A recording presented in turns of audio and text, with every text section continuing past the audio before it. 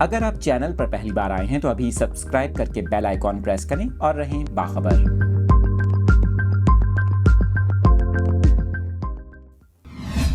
طلبہ کے حوالے سے اہم خبر آپ کے ساتھ شیئر کر رہے ہیں۔ صوبائی حکومت کی جانب سے اسکولوں میں موسم سرما کی تعطیلات میں اضافے پر غور کیا جا رہا ہے۔ محکمہ اسکول ایجوکیشن کی جانب سے ایک ہفتے تک چھٹیوں میں اضافے کا امکان ہے، اور اس حوالے سے آپ کو بتائیں میٹ آفس سے بھی آئندہ 2 سے 3 ہفتے کی رپورٹ طلب کی گئی ہے۔ سردی کی شدت میں اضافے کے باعث تعلیمی اداروں میں چھٹیاں بڑھنے کا امکان ہے۔ صوبائی دارالحکومت لاہور میں موسم سرما کی شدت میں اضافے کے پیش نظر چھٹیوں میں اضافے پر یہ غور کیا جا رہا ہے، اور سردی کی شدت کو دیکھتے ہوئے والدین کی جانب سے بھی تعطیلات میں اضافے کا مطالبہ کیا گیا ہے۔ اگلے 1 سے 2 روز میں حکومت اس پر فیصلہ کرے گی۔ آپ کو بتائیں موسم سرما کی تعطیلات 1 جنوری تک ہیں، اور ان میں اضافے سے متعلق فیصلہ 1 سے 2 دن میں کیے جانے کا امکان ہے۔